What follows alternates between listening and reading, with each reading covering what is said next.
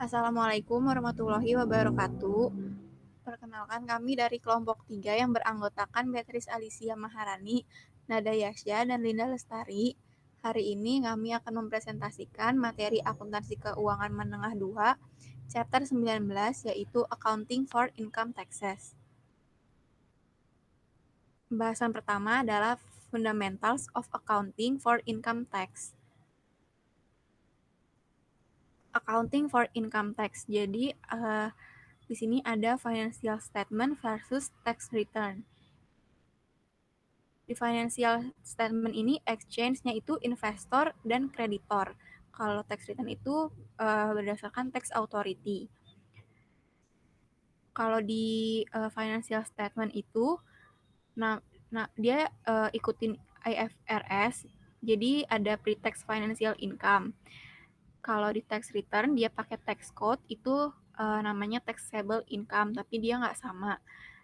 Yang income tax expense di financial statement dan di tax return-nya itu income tax payable, tapi mereka juga nggak sama. Lalu financial versus taxable difference. Untuk IFRS, rumus dari pre-tax financial income itu revenue dikurang expense. Dan untuk nyari income tax expense itu sama dengan persenan dari tax-nya dikali sama pre-tax financial income. Kalau untuk tax reporting, taxable income itu dari revenue dikurang expense. Kalau income tax payable-nya itu sama persenan dari tax dikali pre-tax financial income. Lalu book versus tax difference. Difference itu rumusnya income tax expense dikurang income tax payable. Untuk mencari income tax expense itu dari persenan tax dikali difference-nya. Lalu ada future taxable and deductible amount, yaitu perbedaan temporer adalah perbedaan antara dasar pengenaan pajak dari suatu aset atau liabilitas dan jumlah yang tercatat atau di buku yang dilaporkan dalam laporan keuangan yang akan menghasilkan jumlah kena pajak atau jumlah yang dapat dikurangkan di tahun-tahun mendatang. Kalau future taxable amount itu pakai kewajiban pajak tangguhan atau deferred tax liability yang merupakan kenaikan hutang pajak di tahun-tahun mendatang sebagai akibat dari perbedaan temporer kena pajak yang ada pada akhir tahun berjalan. Kalau future deductible amounts itu pakai aset pajak tangguhan atau deferred tax asset yang merupakan kenaikan pajak yang dapat dikembalikan atau disimpan di tahun-tahun mendatang sebagai akibat dari perbedaan temporer yang dapat dikurangkan yang ada pada akhir tahun berjalan. Ilustrasinya, dalam situasi si Chelsea, satu-satunya perbedaan antara dasar pembukuan dan dasar pajak dari aset dan kewajiban terkait piutang yang timbul dari pendapatan yang diakui untuk tujuan pembukuan. Chelsea melaporkan piutang sebesar $30.000 dalam laporan posisi keuangan 31 Desember 2019 dan berbasis IFRS. Namun, piutang tersebut memiliki dasar pajak 0. Nah, di sini diketahui per booknya itu account receivable-nya sebesar $30.000 dan di per tax return itu account receivable-nya 0. Lalu pembalikan perbedaan sementara. Si Chelsea itu berasumsi bahwa ia akan mengumpulkan piutang dan melaporkan pengumpulan $30.000 sebagai pendapatan kena pajak dalam pengembalian pajak di masa depan. Chelsea melakukan dengan mencatat kewajiban pajak tangguhan. Jadi di 2019 ini ada $30.000 yang dia itu masuknya kumulatif temporary difference. Karena taxable income-nya kurang dari pre-tax financial income. Di 2020 itu $20.000 dan 2021 $10.000. Antara 2020 dan 2021 itu namanya future taxable amount karena taxable income higher than pre-tax financial income.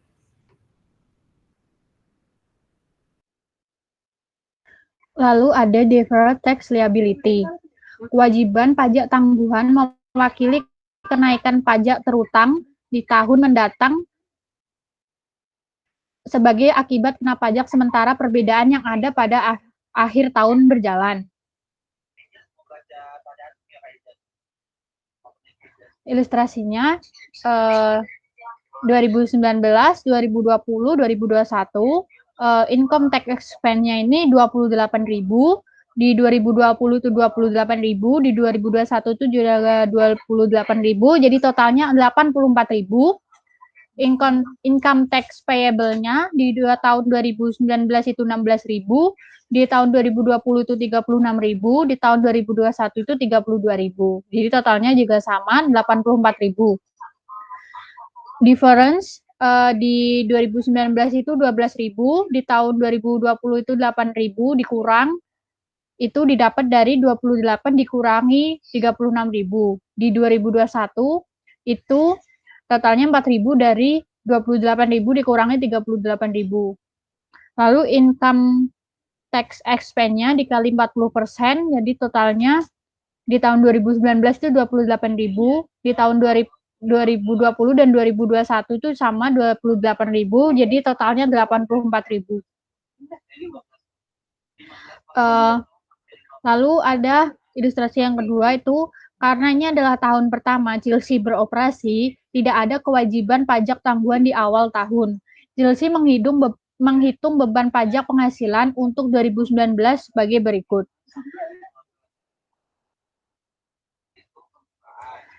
Deferred tax liability untuk di tahun 2019 yang akhir itu 12.000. Deferred tax liability untuk yang awal 2019 itu 0, jadi totalnya deferred tax expense-nya itu 12.000. Lalu di current tax expense 2019 itu ada 16.000. Jadi total income tax expense di tahun 2019 itu 28.000, dapat dari 12 ditambah 16.000. Next.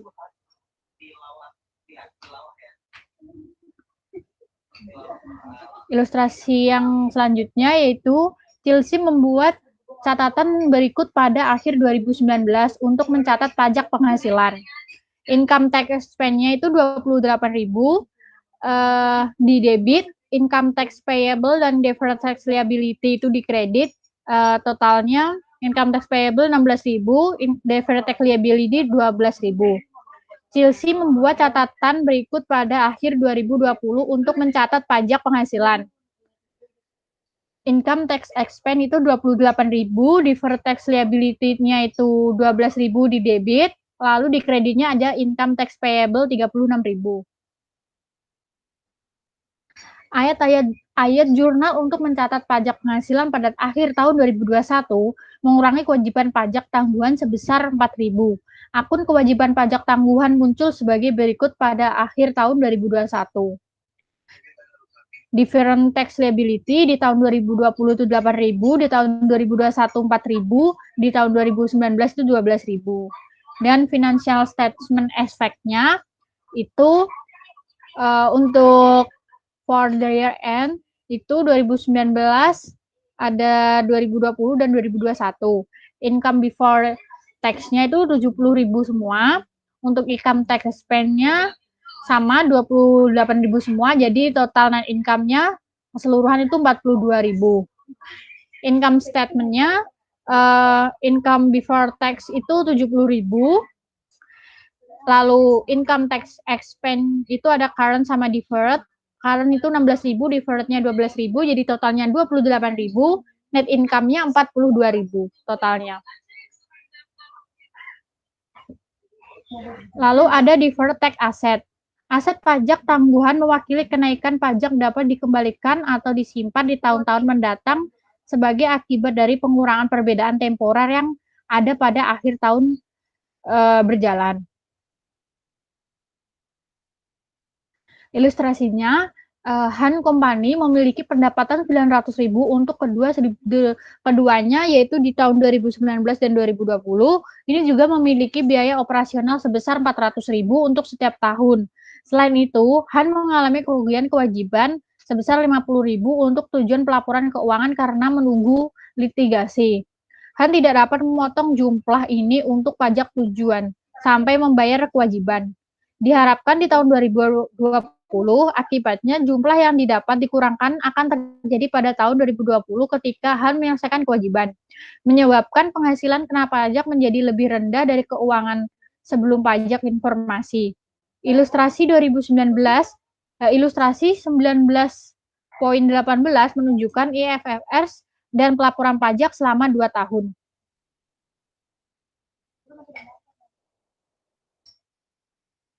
Untuk IFRS reporting-nya sebagai berikut. Di tahun 2019 dan 2020,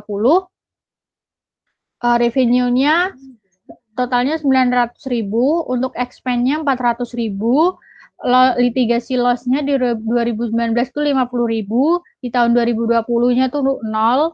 Jadi free tax financial income-nya itu totalnya 2019 450, di tahun 2020 itu 500.000, dikali tax rate-nya itu 40%, jadi totalnya untuk 2019 180.000, di tahun 2020 200.000. Untuk tax reporting-nya di tahun 2019 dan 2020 revenue-nya 900.000, expense-nya 400.000, litigasi loss-nya di tahun 2019 itu 0, di tahun 2020 itu 500.000, tax payable income-nya totalnya di tahun 2019 itu 500.000, di tahun 2020 450.000 dikali 40%, jadi 2019 itu income tax payable-nya 200.000, di tahun 2020 180.000. Selanjutnya kita masuk ke deferred tax asset non-recognition. Nah, perusahaan harus mengurangi aset pajak tangguhan jika kemungkinan besar tidak akan merealisasikan sebagian atau seluruh aset pajak tangguhan. Kemungkinan berarti tingkat kemungkinan setidaknya sedikit lebih dari 50%. Nah, kita masuk ke ilustrasi. Di sini ada Callaway Corp memiliki akun aset pajak tangguhan dengan saldo 150.000 euro pada akhir 2018 karena satu perbedaan temporer kumulatif 375.000 euro. Pada akhir 2019, perbedaan temporer yang sama ini telah meningkat menjadi jumlah kumulatif 500.000 euro. Dan penghasilan kena pajak untuk 2019 sebesar 850.000 euro. Tarif pajak yang dikenakan 40% untuk semua tahun. Dengan asumsi bahwa terdapat kemungkinan 30.000 euro dari aset pajak tangguhan tidak akan terrealisasi, maka buatlah jurnal pada akhir tahun 2019 untuk mengakui probabilitas.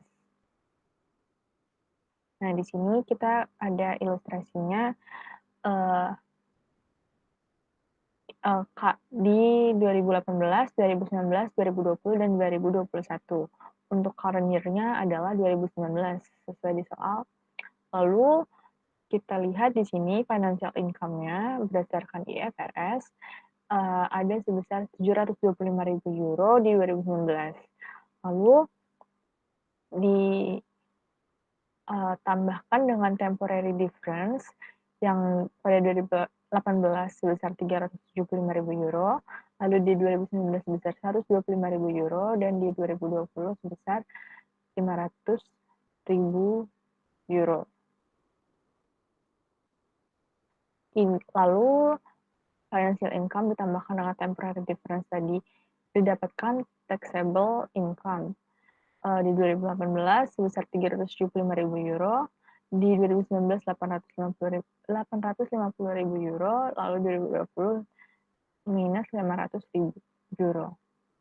Lalu sesuai dengan informasi di soal, tax rate-nya sama setiap tahunnya, yaitu 40%, maka didapatkan income tax-nya untuk 2018 sebesar 150.000, lalu 2019 sebesar 340.000, dan di 2020 sebesar 200.000.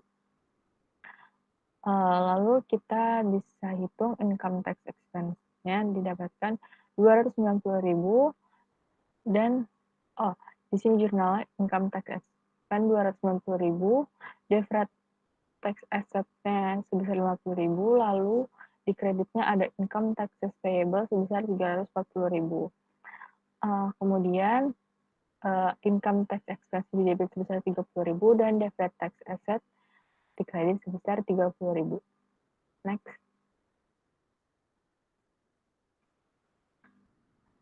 Di sini ada additional issues di subbab 2. Yang pertama ada income statement presentation. Untuk perhitungannya itu income taxes payable atau refundable plus minus change in deferred income taxes sama dengan total income tax expense or benefit. Nah, dalam laporan laba rugi atau dalam catatan keuangan pernyataan, perusahaan harus mengungkapkan secara signifikan komponen beban pajak penghasilan yang dapat diatribusikan untuk melanjutkan operasi. Nah, specific differences dari temporary differences ini adalah taxable temporary difference itu ada deferred tax liability dan deductible temporary differences ada deferred tax assets. Yang pertama ada temporary differences. Pendapatan atau keuntungan dikenakan pajak setelah diakui dalam pendapatan keuangan. Ini di mana satu aset, contohnya piutang atau investasi, dapat diakui untuk pendapatan atau keuntungan yang akan menghasilkan jumlah kena pajak di tahun-tahun mendatang ketika aset tersebut dipulihkan. Beban atau kerugian dapat dikurangkan setelah diakui dalam pendapatan keuangan. Nah, ini liabilitas atau aset kontra dapat diakui untuk beban atau kerugian yang menghasilkan jumlah yang dapat dikurangkan di tahun mendatang ketika liabilitas tersebut diselesaikan.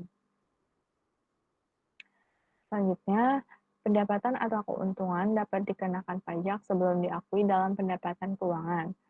Di sini, kewajiban dapat diakui atas pembayaran uang muka, barang maupun jasa yang akan diberikan di tahun yang akan datang. Untuk tujuan perpajakan, uang muka termasuk dalam pendapatan kena pajak setelah menerima uang tunai. Pengorbanan di masa depan untuk menyediakan barang atau jasa atau pengembalian dana di masa yang akan datang pada yang membatalkan pesanan, itu yang menyelesaikan kewajiban akan menghasilkan jumlah yang dapat dikurangkan di tahun-tahun yang akan datang.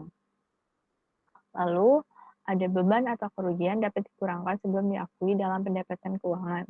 Di sini, biaya suatu aset mungkin telah dikurangkan untuk tujuan pajak lebih cepat daripada pengeluaran untuk tujuan pelaporan keuangan.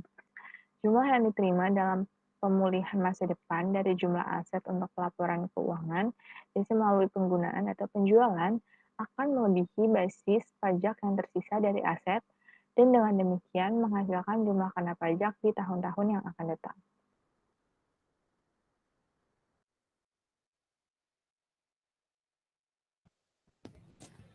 Lalu masih di specific difference ada originating and reversing aspect of temporary difference. Originating temporary difference adalah perbedaan awal antara basis buku dan basis pajak dari suatu aset atau kewajiban. Kalau reversing aspect terjadi saat menghilangkan sementara perbedaan yang berasal dari periode sebelumnya dan kemudian menghapus pengaruh pajak terkait dari akun pajak tangguhan. Lalu permanent difference. Hasil dari itemnya itu masuk ke dalam pendapatan finansial sebelum pajak, tetapi tidak pernah masuk ke dalam penghasilan kena pajak, atau masuk ke dalam penghasilan kena pajak, tetapi tidak pernah sebelum pajak pendapatan finansial. Lalu hanya memengaruhi periode terjadinya. Lalu jangan menimbulkan jumlah kena pajak atau dapat dikurangkan di masa pajak. Dan yang terakhir, tidak ada konsekuensi pajak tangguhan diakui. Ilustrasinya, kalau future deductible amount itu tadi kan deferred tax asset. Kalau future taxable amount itu deferred tax liability, sama ada juga permanent difference. Yang pertama, sistem penyusutan dipercepat digunakan untuk pajak tujuan dan metode penyusutan garis lurus dilakukan untuk tujuan pelaporan keuangan. Yang poin 1 ini masuknya ke future taxable amount, yaitu yang sama dengan deferred tax liability. Yang kedua, seorang tuan tanah mengumpulkan sejumlah uang sewa di muka. Sewa diterima dapat dikenakan pajak pada periode saat mereka diterima. Ini masuknya future deductible amount, yaitu deferred tax asset. Ada ilustrasi lagi, yaitu Hafasi SPA melaporkan pendapatan keuangan sebelum pajak sebesar 80.000 euro untuk 2019. Hal-hal berikut ini menyebabkan pendapatan kena pajak berbeda dari pendapatan keuangan sebelum pajak. Yang pertama, depresiasi pada pengembalian pajak lebih besar dari depresiasi pada laporan laba rugi sebesar 16.000 euro. Sewa yang dikumpulkan pada pengembalian pajak lebih besar dari sewa yang diperoleh di laporan laba rugi sebesar 27.000 euro. Dan yang ketiga, denda untuk polusi muncul sebagai biaya 11.000 euro pada laporan laba rugi. Tarif pajaknya 30% untuk semua tahun, dan perusahaan mengharapkan untuk melaporkan pendapatan kena pajak di semua tahun mendatang. Tidak ada pajak tangguhan di awal 2019.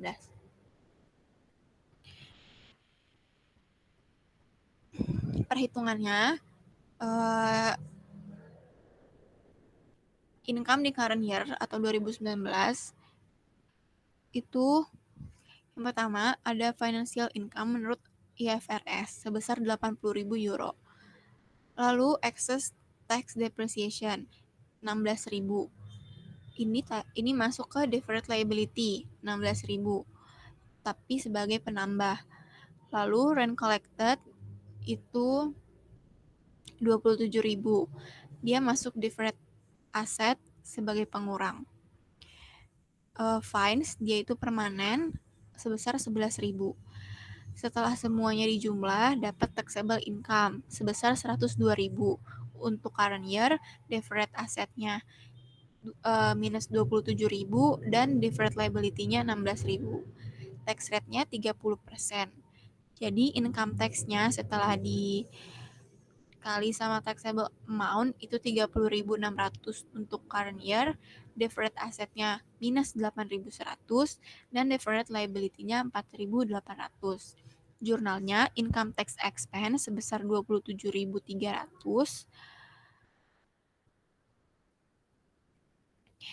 Lalu deferred tax asset 8.100 pada deferred tax liability 4.800 dan income tax payable 30.600. Lalu tax rate consideration. Ada future tax rate. Perusahaan harus mempertimbangkan perubahan pajak yang berlaku saat ini. Tarif yang menjadi efektif untuk tahun-tahun mendatang tertentu pada saat menentukan tarif pajak yang akan diterapkan untuk sementara yang ada perbedaan.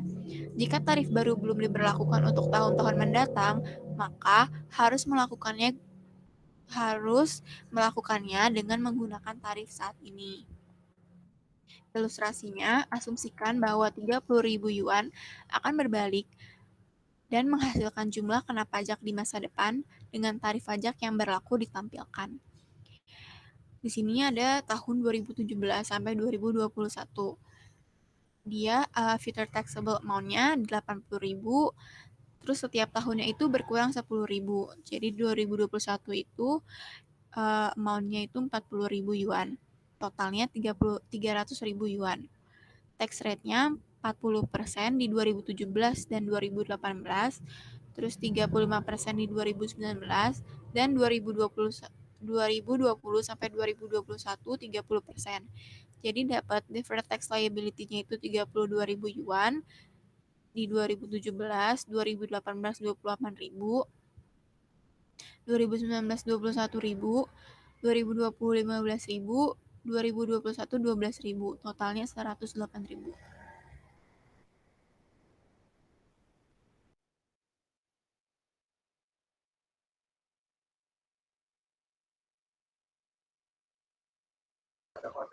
Lalu ada tax rate consideration. Yang pertama itu ada revision of future tax rates. Itu ketika perubahan tarif pajak diberlakukan, perusahaan harus melakukan pencatat pengaruhnya terhadap akun pajak penghasilan tangguhan yang ada segera. Terus perusahaan melakukan efeknya sebagai penyesuaian terhadap pajak penghasilan biaya selama periode perubahan.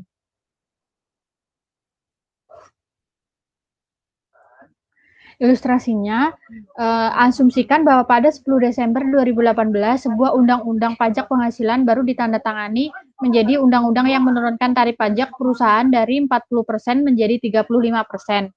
Berlaku efektif 1 Januari 2020. Jika hostel company memiliki satu perbedaan temporer di awal tahun 2018 terkait menjadi 3 juta dari kelebihan penyusutan pajak, maka ia memiliki akun kewajiban pajak tangguhan dengan saldo 1.200.000. Itu didapat dari 3 juta dikali 40%. Pada tanggal 1 Januari 2018, jika jumlah kena pajak terkait dengan perbedaan ini dijadwalkan untuk terjadi pada tahun 2019, 2020, dan 2021, kewajiban pajak tangguhan pada akhir 2018 adalah 1.100.000. Ilustrasinya ini ada future taxable amount di tahun 2019, 2020, dan 2021 itu totalnya 1 juta, jadi total keseluruhan 3 juta. Tax rate-nya tuh dikali 2019 tuh 40%, 2020 35%, 2021 35%. Jadi deferred tax liability-nya di tahun 2019 itu 400.000, di tahun 2020 dan 2021 itu 350.000. Jadi total keseluruhan 1.100.000. Yang ketiga itu ada accounting for net operating loss. Accounting for net operating loss itu melebihi biaya pengurangan pajak pendapatan kena pajak. Undang-undang perpajakan mengizinkan membayar pajak untuk menggunakan kerugian 1 tahun untuk mengimbangi keuntungan tahun-tahun lainnya. Kerugian dan kerugian yang dibawa kembali meneruskan. Net loss operation itu ada 2, yaitu loss carryback yang pertama, yaitu mundur 2 tahun dan maju 20 tahun. Kerugian harus ditetapkan pada awal tahun terlebih dahulu. Next. Yang kedua itu ada loss carry forward. Itu mungkin memilih untuk melupakan carryback kerugian dan kerugian carry forward itu 20 tahun. Ilustrasinya, loss carryback dan loss carry forward itu gross INC tidak memiliki perbedaan temporer atau permanen. Gross mengalami berikut ini.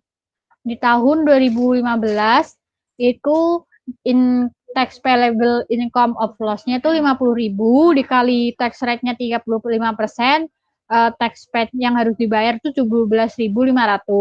Di tahun 2016 itu income of loss-nya 100.000 dikali tax rate-nya 30%, totalnya tax paid-nya 30.000. Di tahun 2017 income of loss-nya 200.000 dikali tax rate-nya 40%, jadi tax paid-nya 80.000. Di tahun 2018 itu berkurang 500.000.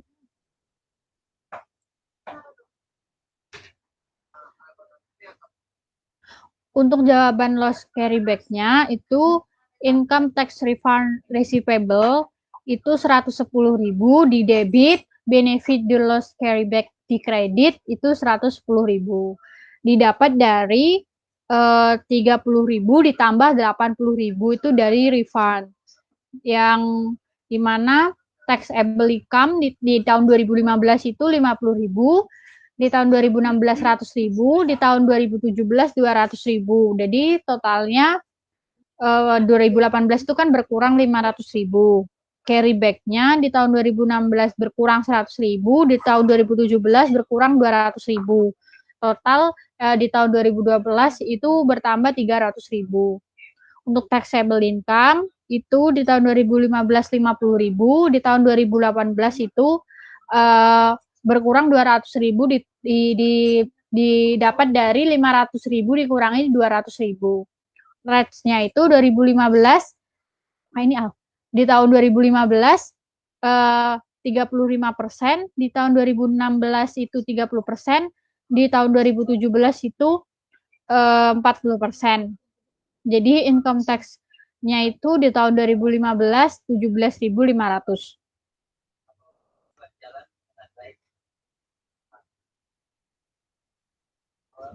Untuk jawaban loss carry forward itu entry untuk mengakui manfaat dari kerugian dibawa ke depan, deferred tax asetnya di debit itu 80.000, benefit the loss carry forward income tax expense di kredit itu 80.000.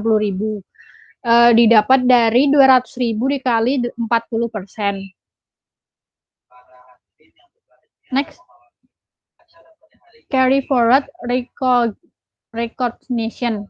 Kedua akun dikreditkan tersebut adalah pos beban pajak kontra penghasilan yang disajikan gross company kepada laporan laba rugi 2018 yang ditampilkan berikut, yaitu income statement untuk tahun 2018, operating loss before income tax-nya itu 500.000 itu berkurang, income tax benefit-nya itu ada benefit the loss carry back-nya, tadi kan totalnya 110, terus benefit the loss carry forward-nya 80.000 di total jadi 190, net loss-nya itu berarti 500 dikurangi 190.000 jadi totalnya minus 310.000.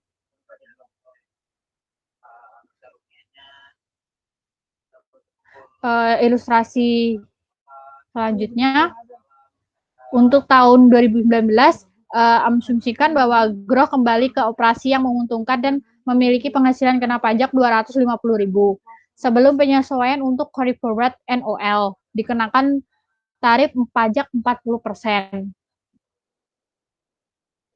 2018 itu totalnya 80.000 berkurang income tax-nya. Di 2019 itu income tax-nya 20.000 didapat dari 50.000 dikali 40%.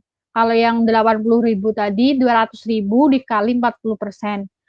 Lalu untuk gross records income tax di tahun 2019 itu tax able income-nya 2018 itu 500.000, di tahun 2019 itu 250.000, carry forward-nya itu 2018 300.000, 2019 200.000. Taxable income-nya jadi totalnya 200.000 berkurang, lalu di tahun 2019 itu 50.000 dikali rate-nya itu 40%, jadi totalnya 2018 itu 80.000, 2019 itu 20.000.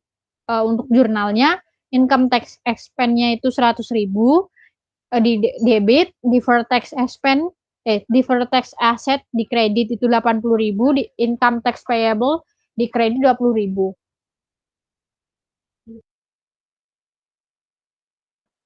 Selanjutnya ada carry forward non-recognition.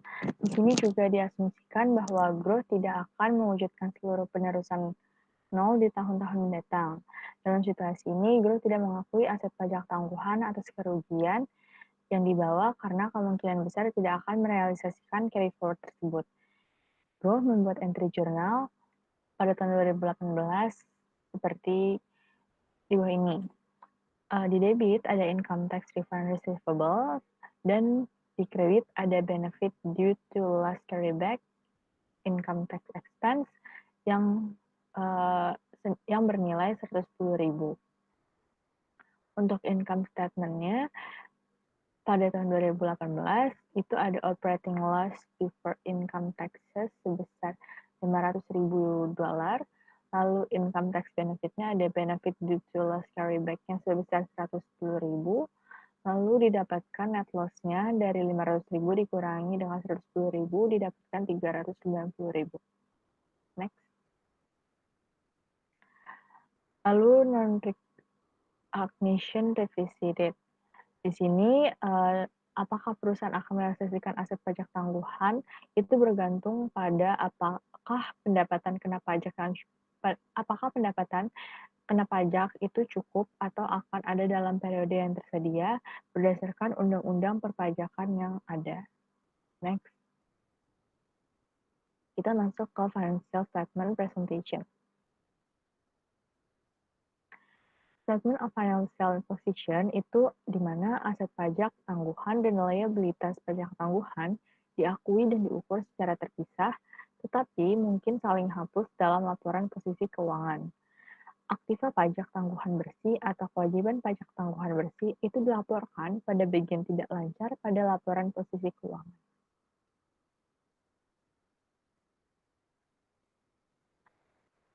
Di sini ada contohnya ilustrasi di mana temporary difference-nya yang pertama itu ada rent collected in advance. Ini dia recognized when performance obligation satisfied for accounting. Jadi di aset ada sebesar $42.000. Lalu yang kedua ada use of straight line depresiasinya sebesar $214.000 di liability. Lalu dia recognition of profits of installment sales during period of sale itu sebesar $45.000 di liability juga. Lalu dia ada warranty liabilities recognized for accounting purpose. Ini ada 12.000 di aset. Nah, jadi totalnya di sini adalah ada 54.000 di $54.000 di aset dan $259.000 di liability. Next. Income statement itu di mana perusahaan mengalokasikan beban atau manfaat pajak pendapatan ke yang pertama ada untuk melanjutkan operasi perusahaan, yang kedua ada jika operasi dihentikan, yang ketiga ada penghasilan komprehensif lainnya, yang keempat ada penyesuaian periode untuk periode sebelumnya. Komponen beban atau manfaat pajak penghasilan bisa saja meliputi yang pertama beban atau manfaat pajak saat ini, lalu ada setiap penyesuaian yang diakui dalam periode pajak kini sebesar periode sebelumnya, lalu juga jumlah beban atau manfaat pajak tangguhan yang berkaitan dengan originasi dan pembalikan perbedaan temporer, lalu juga jumlah beban atau manfaat pajak tangguhan terkait dengan perubahan tarif pajak atau pengenaan pajak baru. Selanjutnya adalah tax reconciliation. Di sini perusahaan menyediakan rekonsiliasi numerik antara beban pajak atau manfaatnya dan produk laba akuntansi dikalikan dengan tarif pajak yang berlaku, yang juga mengungkapkan dasar dari tarif pajak yang berlaku dihitung. Nah, di sini bisa juga perusahaan itu merekonsiliasi numerik antara rata-rata efektif tarif pajak dan tarif pajak yang berlaku, juga mengungkapkan dasar perhitungan tarif pajak yang berlaku. Next. Lalu ada review of the asset liability method. Di sini IASB percaya bahwa metode aset kewajiban itu kadang-kadang juga biasa disebut dengan pendekatan kewajiban, itu merupakan metode yang paling konsisten untuk akuntansi pajak penghasilan. Di sini ada illustration yang merupakan prosedur dari penghitungan dan pelaporan untuk deferred income taxes.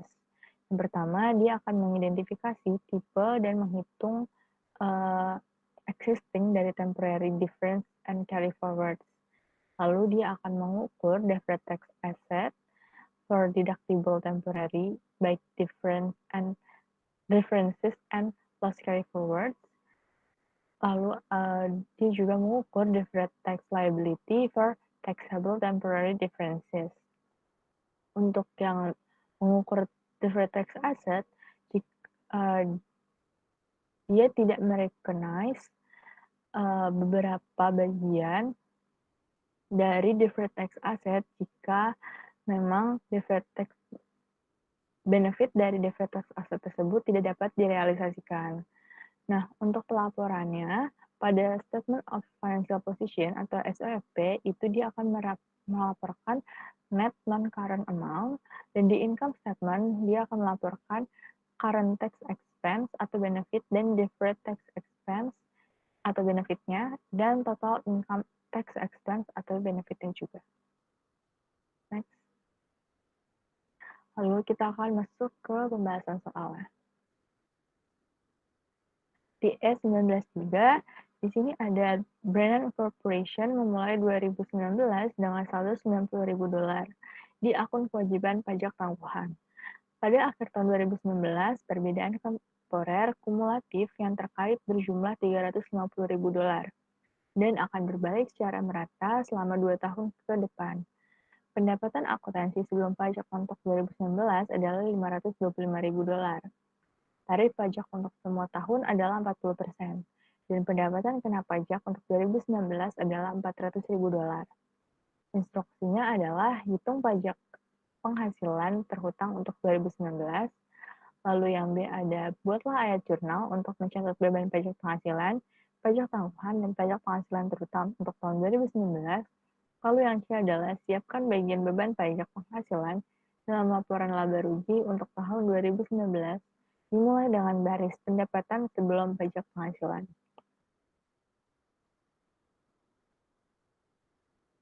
Untuk yang A, income tax payable untuk tahun 2019 dapat dihitung dengan taxable income untuk 2019 sebesar 400.000 tadi dikalikan dengan enacted tax rate-nya sebesar 40%, maka didapatkan sebesar $160.000 income tax payable.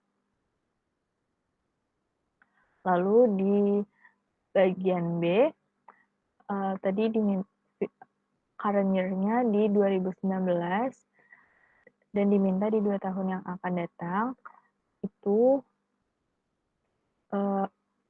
di 2020 dan 2021. Di sini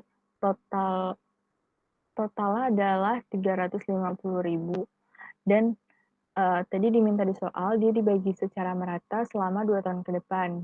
Berarti di mana 2020 dan 2021 masing-masing mendapatkan $175.000 future taxable-nya. Lalu tax rate yang ditetapkan untuk semua tahun adalah sama, yaitu 40%. Maka didapatkan deferred tax liability atau asetnya 175.000 dikalikan dengan 40%, yaitu $70.000 untuk 2020 dan 2021, sehingga didapatkan totalnya yaitu $140.000. Lalu, deferred tax liability ending-nya ini $140.000 dikurangkan dengan deferred tax liability beginning 2019 $90.000 sesuai dengan di soal. Lalu akan didapatkan deferred tax expense for 2019 yaitu sebesar $50.000. Lalu dia ditambahkan dengan current tax expense untuk 2019 sebesar $160.000 sesuai dengan perhitungan di soal A, dan akan didapatkan income tax expense untuk 2019 sebesar $210.000. Untuk pencatatan jurnalnya adalah income tax expense di debit sebesar $210.000 dan income tax payable di kredit sebesar $160.000 serta deferred tax liability di kredit sebesar $50.000. Next. Untuk yang C, di sini income before income taxes-nya sebesar $525.000 sesuai dengan di soal. Lalu dia dikurangi dengan income tax expense. Di sini ada current dan deferred. Current-nya sebesar $160.000 dan deferred-nya sebesar $50.000. Jadi jumlah income tax expense ada sebesar $210.000. Lalu income before income tax tadi $525.000 dikurangkan dengan income tax expense sebesar $210.000, maka didapatkan net income sebesar $315.000.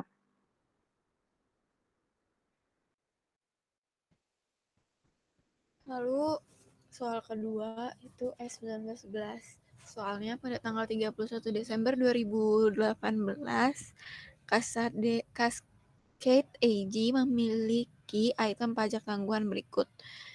Perbedaan sementara yang pertama, kelebihan depresiasi pajak atas depresiasi buku. Saldo penghasilan pada pajak tangguhannya €200.000. Yang kedua, akrual untuk tujuan pembukuan. Dari taksiran kontingensi kerugian dan tuntutan hukum yang menunggu keputusan yang diharapkan dapat diselesaikan pada tahun 2019. Kerugian tersebut akan dikurangkan pada SPT saat dibayarkan. Itu minus $50.000. Yang ketiga, metode akrual yang digunakan untuk tujuan pembukuan dan metode angsuran yang digunakan untuk tujuan perpajakan untuk penjualan angsuran terpisah dari suatu investasi. Saldonya $300.000. Dalam menganalisis perbedaan temporer, Anda menemukan bahwa 30.000 euro dari perbedaan temporer depresiasi akan berbalik pada tahun 2019, dan 120.000 euro dari perbedaan temporer karena penjualan angsuran akan berbalik pada 2019. Tarif pajak untuk semua tahun adalah 40%. Instruksinya, tunjukkan cara pajak tangguhan harus disajikan pada laporan posisi keuangan Cascade 31 Desember 2018. Jawabannya, penghasilan pajak tangguhannya itu ada dibagi jadi aset dan liability.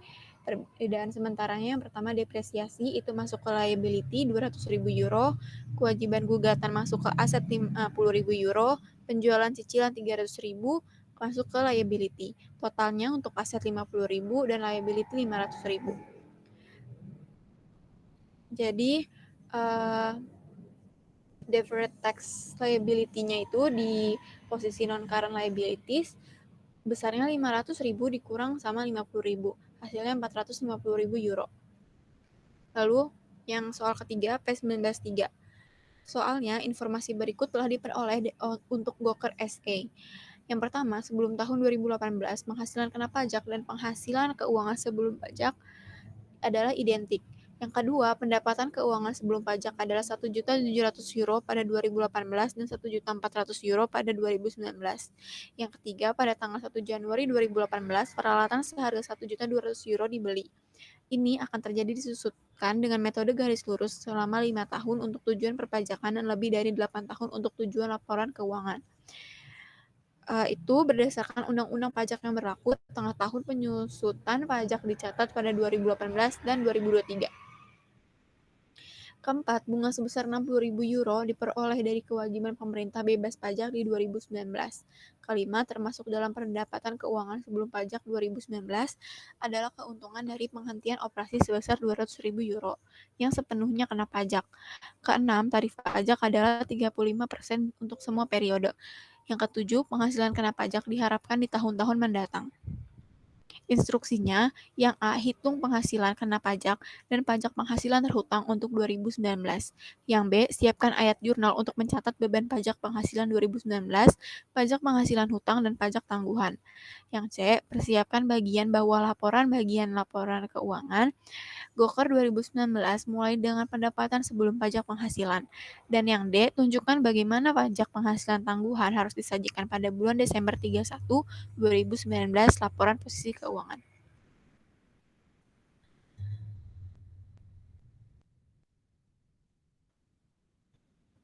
Yang tahun 2018 depresiasinya untuk di buku 150.000 euro dan di teksnya 120.000 euro. Dari 1.200.000 dibagi 5 dikali setengah sama dengan 120.000 euro. Difference-nya 30.000. Untuk book depreciation-nya itu selalu sama dari 2018 sampai 2025. Tax depreciation-nya dari 2019 sampai 2022 itu sama, cuman di 2018 dan 2023 120.000 karena yang tadi di soal itu yang setengah tahun. Jadi total semuanya 1.200.000 dan difference-nya itu totalnya 0. Di 2024 dan 2025 itu udah nggak ada tax depreciation. Jawaban yang A, pendapatan keuangan sebelum pajak untuk 2019 itu 1.400.000 euro. Bunga tidak kena pajaknya 60.000, depresiasi berlebihnya 240.000 dikurang 150.000 sesuai di tabel itu 90.000. Jadi penghasilan kena pajak 2019-nya 1.250.000 euro. Tarif pajaknya 35%. Jadi pajak penghasilan terhutang 2019 itu 437.500 euro. Yang B, jurnalnya beban pajak penghasilan di debit sebesar 469.000 pada hutang pajak pendapatan sebesar 437.500, kewajiban pajak tangguhan 21.000, aset pajak tangguhan 10.500 semuanya di kredit. Lalu ini penjadwalan untuk akhir 2019. Jadi karirnya 2019, terus tahun mendatangnya itu 2020 sampai 2022. masa depan kena pajak yang dapat dikurangkannya itu untuk 2020 90.000, 2021 dan 2022 juga 90.000. Tarif pajak yang berlaku 35% semua. Jadi kewajiban pajak tangguhan yang buat di sisi aset itu 31.500 semua itu minus. Terus untuk yang 2023 sampai 2025, masa depan kena pajaknya itu 2023 90.000, 2024 150.000, dan 2025 150.000. Tarifnya masih sama 35%. Kewajiban pajak tangguhan di aset itu 10.500, 2023, 2024 52.500, dan 2025 52.500. Kewajiban pajak tangguhan bersih pada 31 Desember 2019 adalah 21.000 euro yang didapat dari 31.500 dikurang 10.500. Terus ini untuk yang akhir 2018, tahun-tahun mendatangnya dari 2019 sampai 2022. Masa depan kena pajaknya sama 90.000 semua. Tarif pajaknya juga 35%, jadi kewajiban pajak tangguhannya sama 31.500 euro. 2023 sampai 2025 masa depan kena pajaknya itu 30.000 euro, 150.000 euro, dan 150.000 euro. Tarif pajaknya 35%. Dan kewajiban pajak tangguhannya itu dari 2023 10.500 euro, 2024 52.500 euro, 2025 52.500 euro. Lalu kita hitung bebannya itu, beban pajak tangguhan dari dari aset pajak tangguhan bersih akhir 2018 itu 10.500 euro. Kewajiban pajak tangguhan akhir 2019 21.000, awal tahun yang nggak ada. Jadi beban pajak tangguhan 2019 itu 21.000. Jadi terdapat kenaikan kewajiban pajak tangguhan. Nah, aset pajak tangguhan di 2019 itu 0. Tapi di awal 2019 itu ada 10.500. Jadi beban pajak tangguhan untuk 2019 itu ada penurunan sebesar 10.500 euro. Lalu beban pajak tangguhan 2019 dari kewajiban pajak tangguhan itu 21.000. Kalau dari aset pajak tangguhan 10.500. Jadi beban pajak tangguhan bersih 31.500 euro. Beban pajak ini untuk 2019 atau dikatakan utang pajak penghasilan itu ada 437.500 euro. Beban pajak tangguhan 2019-nya 31.500. Jadi beban pajak penghasilan untuk 2019-nya itu 469.000 euro. Terus pendapatan sebelum pajak penghasilan itu 1.200.000 euro. Dapat dari 1.400.000 yang mana itu pendapatan keuangan sebelum pajak dikurang keuntungan operasi yang dihentikan sebesar 200.000. Lalu beban pajak penghasilan ada yang saat ini itu 367.500 dari 437.500 dikurang 70.000. 70.000-nya dari 200.000 dikali 35%. Yang ditangguhkannya itu 31.500, jadi totalnya 399.000. Pendapatan dari operasi berkelanjutan itu ada dari operasi yang dihentikan, dapat 200.000 dikurangi pajak penghasilan yang berlaku 70.000. Hasilnya 130.000 karena kan dikurang 200.000 dikurang 70.000. Jadi laba bersihnya itu 1.200.000. Terus dikurang 399.000 itu 801.000. 801.000 ditambah 130.000. Jadi hasilnya 931.000 euro. Yang D itu rumusnya kewajiban tidak lancar dibagi kewajiban pajak tangguhan. Hasilnya 21.000 euro. Sekian presentasi dari kelompok 3. Kurang lebihnya mohon maaf. Wassalamualaikum warahmatullahi wabarakatuh. Terima kasih.